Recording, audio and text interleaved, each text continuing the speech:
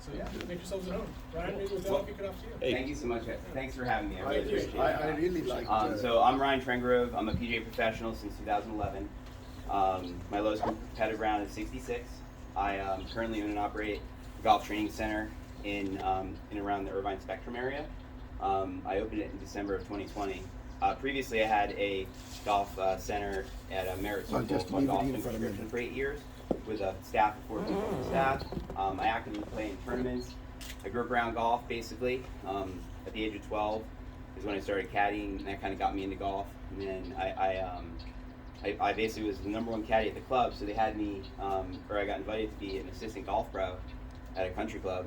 And then basically after that, 2 years, he said, "You're fired." I was like, "Fired for what?" And he said, "No, you're too good for this. Right. You need to go do something else." And I was like, "Oh, that's nice of you." So then I moved to California 15 years ago, kind of because he told me that, he wanted me to do something else besides just work, in the pro shop. So I came out here to California, and I do around 2,700 golf lessons a year. I've done over 35,000 golf lessons. My youngest student's 4.5. My oldest is 94. I currently have a 7-year-old that is from China. Both his parents both speak English. But he speaks English well, and so it's kind of fun because I've been helping him a lot. I get to work with Mike's son also, and Mike, and basically I just enjoy helping people, probably in general, but through golf, it's really fun. Everything I teach is based on the biomechanics. What that means is it's based on science. So basically I use physics to play golf, kind of in a way where you're trying to be like a golf robot. It's kind of like the thing these days. A lot of the golf swings of the old days, there was more homemade swings. In this day and age, there's certain fundamentals that you're supposed to be doing, and they've learned this because of the success that a lot of players have. And one of the biggest things, I'm going to take you guys through a few things here tonight. My warm-up, I'm going to show you the different kind of things I do, the different phases of the swing, I call it. I'm also going to explain the #1 problem most people have probably if you play golf or held a driver before. You probably slice the ball, right? Most people have a problem with the slice. So sometimes wicked slices they call, or a large fade. So I'm going to talk about the things you can do to fix the slice. And then I'm also going to talk about the way that you get more distance and speed. Because everyone's always asking me, I get asked all the time, they're like, so how do I hit the ball farther? I want to hit it farther, And it was really fun this year, actually. At my golf studio, I got my club head speed up to 126 miles an hour. And I actually had a drive in April, 391 in the tournament. I hit a drive in the desert at the Greg Norman course, PGA West, 391, which is pretty awesome. So I can definitely help you guys get some more distance. So to start off, basically the first thing I'm going to show you guys that I Ryan, do. real quick before you get started. Oh yeah. One slight logistical thing I want to mention is we've taped off a little area here because this is a very close proximity area. Oh, you're in the So splash zone. as you're getting up and walking around, If you're just almost just- above that no, line you're there. fine where you are. No, you're fine right where you are. But as you're getting up and walking around, just be a little bit aware of the swing, okay? Yeah, it's like right in this I don't wanna get area. anybody whacking the head Your with it. insurance agent told you? Yeah. So just be careful, we have plenty of room where you're at, but let's Yeah. just be a little mindful of his swing. Sure. Now, if you want me to play it from the holes, or do you want to go through? Can you throw it I to just the put it. driving I just put it on a hole. Well, because then you can mix the clubs up. I thought, Okay. So Or what do you this wanna way. do? No, that's fine. Yeah. I was gonna hit a. I was gonna show them how to warm up. Oh, okay, so that's sure. Why I was Let's gonna go to do the that. range. So We'll go to the range. Yeah. So So one of first- the biggest things, the first thing you gotta learn in golf is basically how to do what's called a one-lever swing or one-lever motion. And basically what that means is that I need to make sure that my shoulders and my arms are linked together. So kind of like in volleyball, how you go like this to hit the volleyball, right? It's kind of like that with your arms, where they have to be set.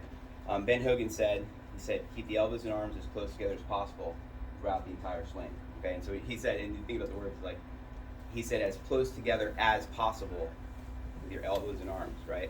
So that's why so many players these days, you'll see they have their arms very close together.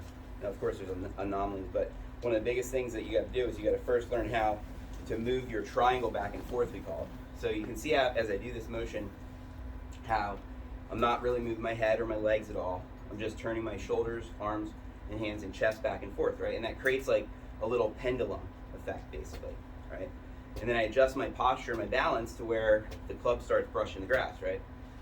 So that's the simplest, basically, motion in golf, is to do what's called a one-lever motion. Okay, so you're going to see here when I do this, what I do is I set up, do my triangle back and forth, we call it. And what I'm trying to do is I'm trying to brush the grass on the target side of the ball, okay? Everyone out there golfing, you've golfed before, most people are trying to like lift it into the air, thinking that that's somehow going to get the ball up, basically. And that's an old, that's when you watch Titleist too much in the pro shop. They sit there as pros and we sit there and juggle the ball. That's why I can do that stuff, as you guys know. But basically, so you're going to see here in a moment, the small shot you got to do, and I have all my students learn this first. So if you're a beginner golfer, this is like the first thing you learn, is how to turn your triangle back and forth and brush the grass basically just to the target side of the ball. And what that's going to do is it's going to send the ball maybe 20 yards, 15 yards that time. And you just got to get the hang of that motion first. So that's kind of like phase one. Now, another thing that's important is to understand how do you aim, right? So when I get to the driving range, sometimes I'll put a stick down. I have these things, these are alignment sticks, to basically line up to where I'm trying to go, like that. And basically, I'll make sure it's aiming at a flag or something like that. And then what you need to do is you need to get your body parallel, so my feet, my knees, my hips, my shoulders, parallel to the target line basically, okay?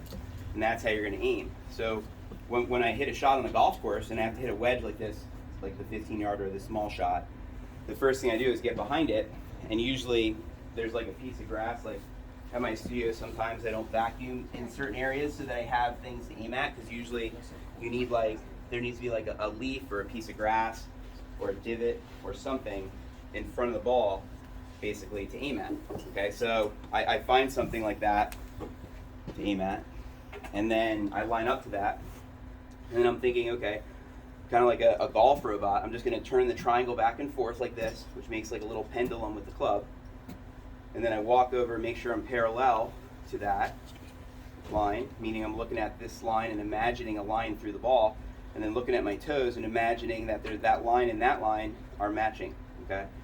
So then I'm going to sit there and just turn my triangle back and forth, and then the ball will go straight on that line, and however far basically I make the pendulum for, right? So that's the small shot that you got to learn first.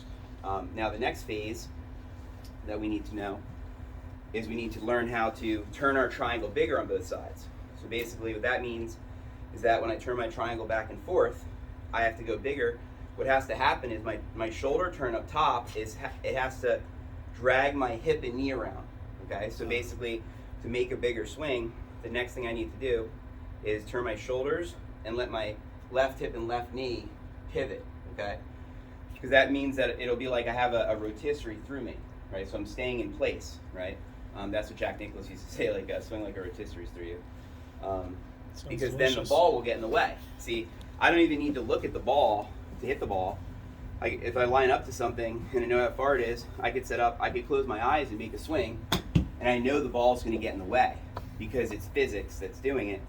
I'm not actually trying to hit the ball there, you see. I'm letting momentum and physics do it. When I played today at Arroyo Trabuco, anyone live near there? Yes. Yeah, nice club. The greens are nice right now, but I had this chip shot from 30 yards away on a par 5, I guess that was number 7, and I was there in 2, and the ball's in like some dirt. There's like wood chips and stuff, and I'm like, oh man. Okay, so I get up here, and the only way that I could hit the ball is by hovering my club basically the level of the ball, kind of like a pendulum, and then set up to it, and see the club's not on the ground, right? You see how it's off the ground? This guy, Wally Armstrong, a pro from Texas, once said, you got to hoover the club, right? Because you got to feel the weight, as if you went like this with your golf club. You'd feel like there's like this feeling of centrifugal force, inertia, momentum that I'm trying to utilize. I used to actually walk around the golf course doing that with my club. But basically, I'm on the shot today at Arroyo, and I hit it about 30 yards. So now I'm going to turn my triangle bigger on both sides, and basically, like I said, I'm going to pivot a little on both sides with my hips to make my triangle turn further, which basically, by turning a triangle, as we call it, this motion here, that makes the club go on an arc, as you can see. Okay, and so that's why the ball is just going to get in the way. So now I'm going to do one a little bit bigger. This is my 30-yard shot. It went 30. Trust me. Oh, I didn't read it. Sometimes these things don't always pick up the small shots. So So- basically, that's the second thing that you have to learn. So real quick, Ryan, Yeah. because you've obviously taken like tens of thousands of swings like this, and every single one of these goes straight. Mhm. Now, for a commoner like myself, I remember the first time we did this drill, Mhm. and even though I was only going to and from, just a smidgen, Mhm. we would occasionally get balls darting left, right. Can you talk a little bit about like the club face, that sort of mindset that you sort of keep through it to make sure that your club stays Square. right down the middle? Yeah. Absolutely. Great point. Basically, the club face. So you'll Think of want it kind of like Ryan, a. Ryan, you'll sorry to interrupt, but when you move it there, Oh. you want to have. I think I need to move this out of the move way. that back, or move it It's back. okay. I was just demonstrating the alignment there, so you guys There you knew go. how to aim. That's better. Sorry. So basically, the club face usage is very important. Actually, I got to a point with my golf career. I guess it was like 24 years ago or something like that. I've been around golf since I was 12. I'm 39 now, so it's been 27 years of golf for me. And probably in the first 7 years, I was playing. The ball was going everywhere, like everybody. Like I was slicing it. I mean, I was hooking it. I mean, it was going all over the place because I was swinging pretty hard at it because I like to smash a little hard, I really do. It was funny. I learned around that time about what to do with the club face. And the club face, when it goes back, it's got to be used kind of more like a hockey stick, where the face is staying square. Okay, we don't want to roll this thing around like this. Okay, we want to have the face square as we turn our body like this. And even when we hinge our hands, we want the face to hinge squarely, so that way then it's always square. I don't have to worry about whether it's going, too far this or that way most of the time. Now, as the clubs get longer and you hit it further and there's more club at speed, it's harder and harder to keep the face square. But basically what a lot of players are doing is they go back and because it's a round handle, right? It's easy to let a round handle roll, right? So then what happens is people go and they swing back where they let the handle roll, and then the face turns open like this. And then when they come back, it's either still open, or then they're trying to close it at the last minute, basically, to try to make it go straight. And so their whole day is consumed when they're golfing of them, timing the face. They're always worried about that. They can't worry about hitting it harder because they're too worried about squaring it. Where once you have the hang of keeping the face square, which is like this, which is achieved basically by how you grip it, Mike. Yeah. The V has to be to your inner shoulder, and your other hand, the crease between my hand, the space, meaning like this crease that I make between my fingers, that has to also be pointing over here to the shoulder. Okay, and then we go back, and if your wrist is flat like that, and you come back down, the face will be square. So that's one option. Right. Now golf, of course, there's many ways to skin a cat, as the saying is, right? Freddie Couples, that guy, he grips it really strong with his grip like this, a grip where the hands are way under, and the crease in my hand is outside my shoulder, okay? Well, now, if I go back to keep the face square, my hand will hinge with a cup in it, right? And then as I come back down, I can get the face to be square that way. Or Dustin Johnson, he grips it where he grips it weaker with his left hand, where the crease in his hand is pointing toward more his left. It's actually, I think, he's got it kind of near his right eye, I think, right about here. So his hand's more on top of the club. And then to keep the face square, I have to bow my wrist. That's what he does, to come back down and have the face square. So it's very important that you grip it and hinge it in a way for you that the face ends up square. Now, most people, the modern recommended PGA way at my PGA school and stuff that we recommend is what I do and what Tiger Woods and a lot of players do is the V to the inner shoulder like this, and then the crease to the shoulder also. So that's what the modern recommendation is with a flat left wrist, because that's more anatomically safe for most people. Having your wrist this way or this way, you can get injured. In my golf studio, I actually focus on helping people swing safely for their bodies, because I work with all age groups of, my youngest is 4.5, oldest is 94, right? And I always have to make sure people can swing safe for their body. And so I've helped people with back pain, elbow pain, hip pain. You're not supposed to hurt. I actually hurt less playing golf now than I did in my 20s because my swing is safer for my body. But yeah, so the club face, basically how we want to use it, you'll see here if I do it real slow, I'm going to go back, it's square, my wrist is flat, I come back down, it's already square, and then when I come through, I'm trying to keep the face going down the target line, like this. Right. This is what I'm trying to do.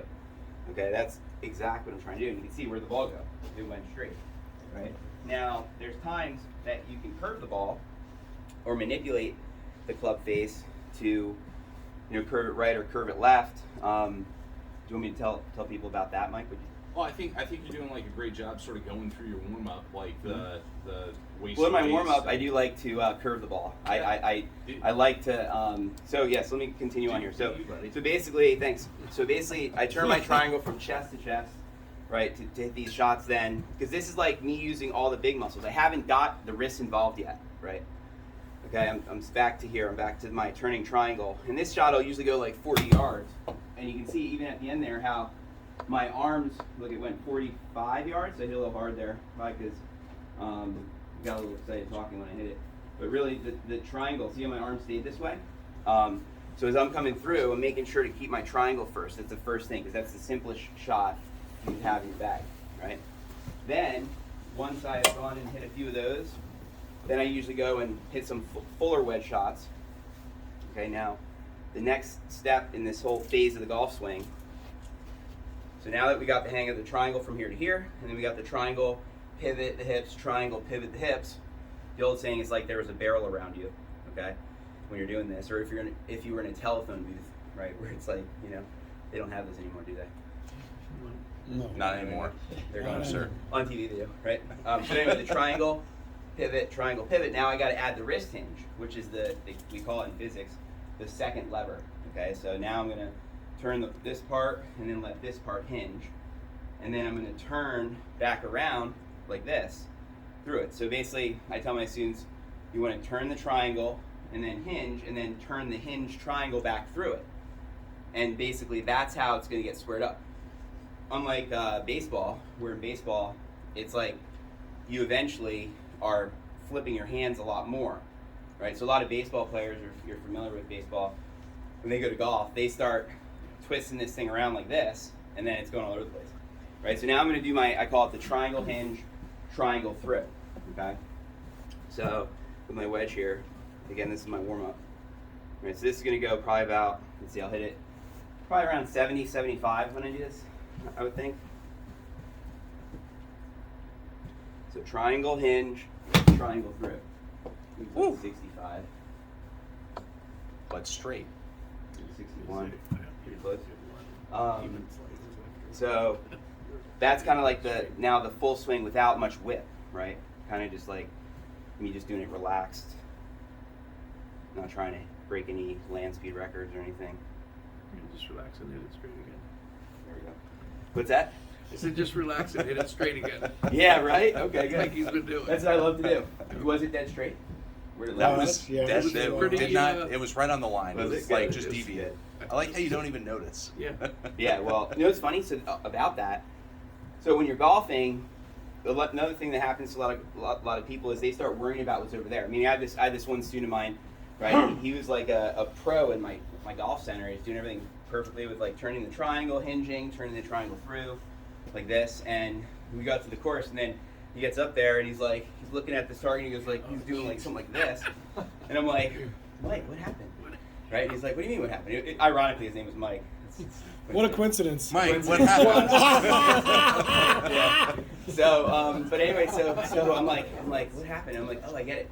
He saw, like, I was joking, say there's like tanks, pterodactyls, all this stuff over there, meaning the bunkers, the lakes, the whole, all this stuff, and everyone's always worried about what's over there, instead of worried about performing the swing here. So it's like to send a ball to a target, I pick the club for the distance, and then what I do is I align myself for the direction, meaning so I line up, and then I'm either going to aim to the right like this or aim to the left like that, right? And then once I line up to it and I'm over the ball, I'm more thinking about doing my triangle hinge, triangle motion with my head still than I am worried about actually what's over there at that point. So when I'm over the ball, I'm focused on performing the swing in relationship to the target, but I do know where the target is. So I kind of, I look, and then when I look back, I try to react to the target that way. So now I've kind of hit some of my full shots. So then I usually grab my 8-iron or my 7. Most people know they're 7, so I'll do 7 irons here for you guys. My 7-iron I've had 2 hole-in-ones with, so that was cool. That's kind of cool fact about my 7-iron. And it has, when you're a golf pro, your clubs have a personality, right?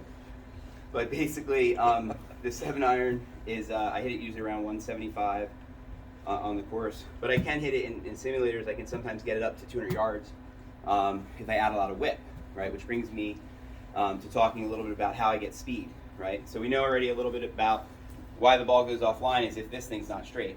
And I said it, tell you guys, when you slice the ball, right, what causes a slice? Well, any guesses what causes a slice? Open. Me being terrible. club face open, right? It's funny. Funny man. Right, the club face. If you come back to the ball, right, if you get set up to the ball and you swing back and then you let this thing twist, right, because you're letting the handle roll, okay? Very good, very good. Then you come back and the face is like this, it's gonna have slice spin. So what happens actually is when the club comes through, it has like they call it a gear effect where the ball rolls against the face this way. And so then it starts spinning like this and curving to the right because of the face angle being open, right? Now the number one reason people have the face angle open is either their grip is wrong, right? As I was saying, we need to have the grip V's to the shoulder, or they hinge their hands incorrectly. They do something different than what you should be doing to keep the club face square. Yeah, guilty. Yeah. And then let's say that they did the grip right and their club face is square here. Sometimes on the way down, they'll even turn it open, or they're used to twisting it, and so they're used to a lot of movement down here, right? So one of my best keys for fixing a slice is get the V of your grip to your inner shoulder, and then when you go back, what you want to do is you want to rehearse turning your triangle or turning your shoulders and arms together, and like feel like your left hand is like unscrewing a screwdriver. Okay, so basically if I hold this out and I was going to unscrew a screwdriver with my left hand, what's that do to the club face? Closes it up. Closes the face, right? So if I hold the club and I go back and I do some of that where I turn my left hand under this way, is the feeling, to where my fingernails of my left hand face me more, well now that club face is more closed.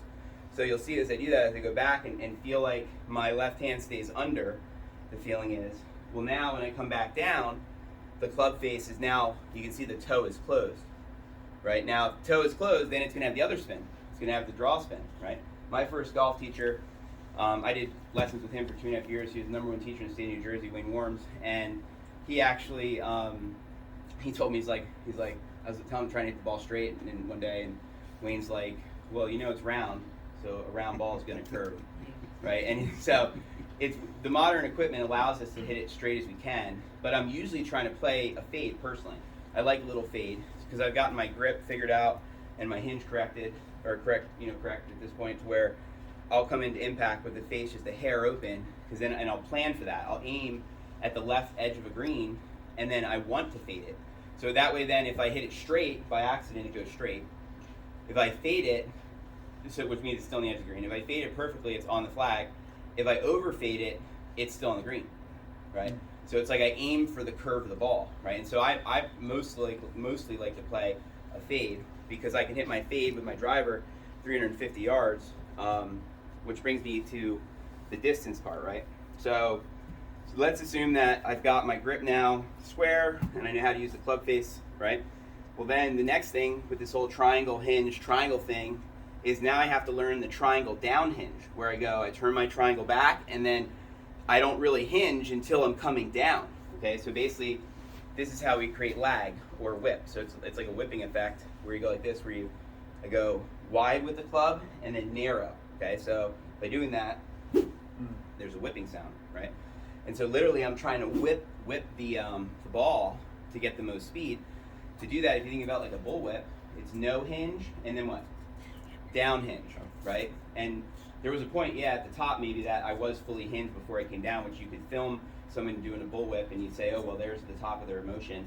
That's when they were fully hinged before they came down. But really, to the person doing it, it feels like there's no hinge and there's a down hinge. That's how you get a snap, right?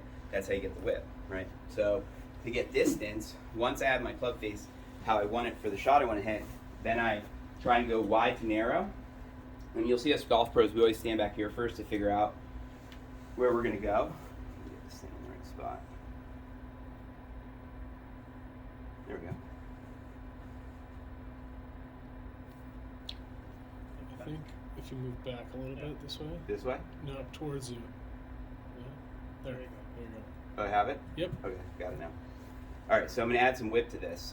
It's much safer that I use with the 7-iron than my driver because of the ceiling. Because basically I try and get as wide of an arc to as narrow of an arc as I can to get distance, right? So we were commenting before Ryan started that whenever we play, like Mike and myself and some of my colleagues, we never hit the ceiling.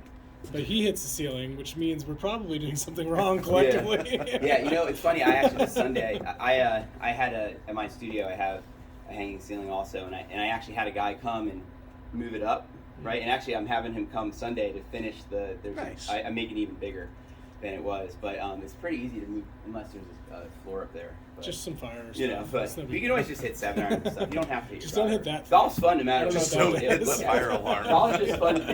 You know what I mean? It's just fun to. I mean, there's stupid outfits, and then you go out there and you can get. Some people like to go out and golf and drink and stuff like that. I actually never have a drink on the golf course when I'm playing until the 19th hole after, because your balance can be affected. So when I'm whipping the club, where I go wide to narrow, what I'm actively doing with my balance to counter the club from pulling me in this direction, because basically with all the force going down towards the ball, it's going to pull me, right? And I get to see extreme cases of this where people come to me and like the swing of the club goes like this, they go this way, they go like that, and then they go like this, and then they see where it went, where they're getting knocked over. They're letting the club knock them out of position, right? So we got to make sure we're really athletic and balanced, right, before we swing. And what actually has to happen is my weight goes on the front of my arches to at the top in the middle, and then when I'm coming down and I'm creating this whipping effect, I actually feel like I'm going to my back left heel. Kind of, I'm an expert snowboarder and been surfing since 2nd grade, if you're wondering. But that helps me with knowing how to shift my weight. So basically, I feel like I'm turning left on my snowboard in my downswing. So it feels like I'm on the front of my feet, middle, and then when I whip it, I always work my way to my back left heel like this, because the force of the club going that way and me leaning back kind of offset each other.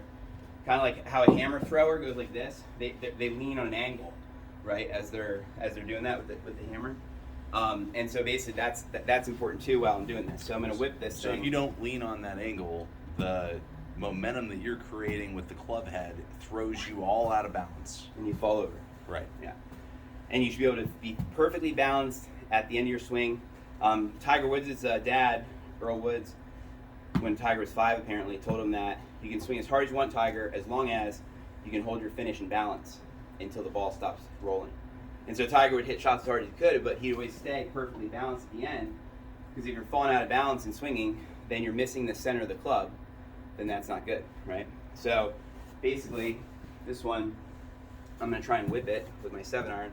I'll play my fade first, then I'll show you guys how I can hit a draw too, but most of the time I like to hit a hard fade. So this will probably go like, I don't know, I'm thinking it's going to go like 175 or probably, maybe, I hit one when I was warming up, 191, so let me guess. You're all jazzed I'll up hit it, in front of us. I'll hit it 185. Yeah, I love the adrenaline, it's fun for me.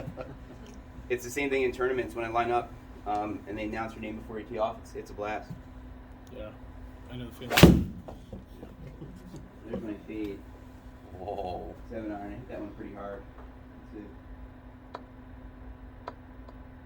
Yeah, well, I usually play at 175 on the course, so 173 on that one. All right, let's do another one here. Wow. Let's get a little bit more speed. Watch this. Thanks. Right over here. Here. Yep. Okay. Perfect. All right. I'm gonna add a little bit more whip.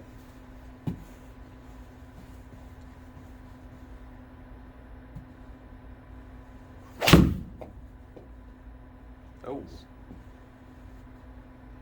That was a pretty good. I'm thinking 175. There you go. 78. Most people at their 7-iron 150, right? The 7-iron really, it's more important that you just know how far your club goes, because the whole thing with golf is you need to know what the ball is going to do and how far it's going to go to be able to get it close to your target, right? There's a story actually, it's kind of funny. where this golf pro, that was an American pro, went to a village somewhere in Africa, and there was a villager, like champion, that he was going to play at the golf course there. Somehow they have a golf course in some village in Africa, right? Sure. And so he goes there for this trip, apparently, to play the villager, and the villager hits like this, like on the first tee, like this like low like slice on the ground, right? And the golf pro's like from America, he's like, this is their best champion. This guy hits this shot that's like this low slicing ball, right? And the American pro got whooped by the villager. Even though the villager was doing this, he knew every time what it was going to do because he kept doing the same thing and knew how to aim for what he was doing so that he could score. So it's kind of funny in golf because there's like learning how to hit the ball, how to keep the face square, how to generate speed with whip, how to control the club face, like I was saying, so the ball goes straight, how to have your balance. So when you hit the ball first, and then you hit over here on the follow through is basically what you got to be doing. So I'm gonna do one more of these, and then Will you draw this one? yeah, let me draw it. So there's two ways I can do it. So I can, was that, so could you guys see it fade when you? Yep. Yes, we What's it did. say here? Are these my numbers for there? Oh yeah, so 12-yard fade to the right. Perfect. Okay, so let's see here. All right, so now I'm going to curve it to the left. So usually, a lot of people think that to curve it to the left that you have to swing inside out. Okay, if you know that about golf, some may not. But what that means is that's the path of the club. So this would be swinging straight along my toe line, and then they're swinging to the left of my toes, and then I could swing to the right of my toes like this. That's how you control your swing path. Well, a lot of players out there think that they need to swing inside out to hit a draw, but really you don't. The most important thing to do is to have the face closed so that you can hit a draw. Because you need the face to be closed for it to draw. Now, the inside out path or aiming to the right that people do when they're going to draw a ball is because they know it's going to curve this way, so they're trying to have it start on a line out that way, so you can either aim your body or also swing your path that way. So I'll probably swing a little bit inside out, but to draw it, what I'm going to do is move my grip over more, where the V of my grip is pointing a little bit further over to my shoulder. So when there's trouble to the right on a course, right, there's like a lake on the right, I definitely will move my grip over a little bit. So you actually Throughout my strengthen- round, I'm actively changing my grip. So you were actually strengthening or And weakening it weakening based the on the grip trouble. based on. Yeah. If there's, Why haven't we talked about this? Hmm? Why haven't we talked about this? You're still working on the body motion and stuff Yeah. to get in balance. You Yeah, gotta I'm, use still, this I'm still building- playing around, let's buddy. building process. man. You still at the So, range. Yeah, so like if I have to Jump hit a ahead. draw, That's for the black belts. I'm going to move my hand over more because I can't miss it to the right? Where personally I like to fade most of the time. If there's trouble left, I'm going to get my see I have a line on my club. I'm going to get my hand more on top of it like this, right? Most of my wedges I have a weaker grip, and then my mid irons and stuff it gets a little stronger, and then my driver is the strongest with my grip. So throughout my bag, my grip gets stronger as the clubs get longer because it's more likely the driver will slice or fade than will draw. So I'm going to close my, get my grip over more, and then what I have to feel like is, like I was saying, is I have to go back and feel like the toe turns down. So my coach, he actually was on the Ben Hogan staff years ago, and he was lucky enough to go to Ben Hogan to meet him there in Texas at the facility, because when you're on the Ben Hogan staff, they fly to Texas for an annual dinner, right? So he goes there and he asks Mr. Hogan, he's like, so Ben, I read your book and all, but is there anything that you left out of the book that you could tell me, right? And so Hogan at the time was using his club as a cane, apparently, and he flipped his club around and said, he said, if I want to hit a shot that's going to draw, I'm going to bring it back and roll it under or toe it down and then keep it that way. He said, if I want to hit a shot that goes straight, I'm going to bring it back like my spine angle and then keep it that way. And then if I want to hit a shot that fades, I'm going to bring it back and let it roll open a little bit and then keep it that way. So basically, how you take the club face away is how you're going to get it to curve the way you want, right? So what I'm going to do is I got my grip a little stronger here, and then I'm probably going to take it back and close it a little bit to make sure it hooks for you, Mike and Sean. Here we go. So here's your hook. So let's see, probably 165, I'm guessing. It's still 170. I always usually hit it around 170. That's why I play it for it, and of course that's good. But you can see it curves to the left, right? Let's see how far it curves. to the left Fairway's here. playing long today. Mm-hmm. Does it tell me now? Yeah, so 19.6 yards left. And so, and then, but really, Nick Faldo, he says, with curving the ball, he said when he was doing his best, and he was #1 in the world at one time, the pro from England, he said that when he goes to the range, he actually tries to fade it and draw it intentionally because if you know where the 10-yard fade is and the 10-yard draw is, then you have a lot of control over what you're doing. You know, Tiger Woods used to do that too. I know Tom Watson would warm up with a 3-iron every time because he said if he was hitting a 3-iron bad to start out his warm up, he actually didn't feel so bad about it because he said, you know, 3 irons. But if he's warming up with a wedge and he's like mishitting a wedge, then he knows he's really in trouble. He said it's kind of his joke. But that's how you're going to curve the ball. So now to hit it straight, I'll try to do the impossible here, right? I'm going to make my grip just to my inner shoulder, and then there's this like awareness of the club face, kind of like, think of it like a carpenter with like a tool, right? So like their mind is hopefully on the tip of the instrument they're using, right? Like, or the tool. Or like when you're writing something, your mind is like on the tip of the pen or anything that you're doing like that. So as golf pros, when we're swinging, I have full awareness of where that club face is. Like while I'm facing the ball, it's like I'm blankly looking at it because I see the target in my mind's eye, and then I'm aware of what I'm doing with the club face in relationship to the target, as you can see then, and I know it's going over there because I know where this is in relationship to that while I'm swinging. So it's like this, it's kind of, I met this guy that does ballroom dancing, Olympic level ballroom dancing of all things, and he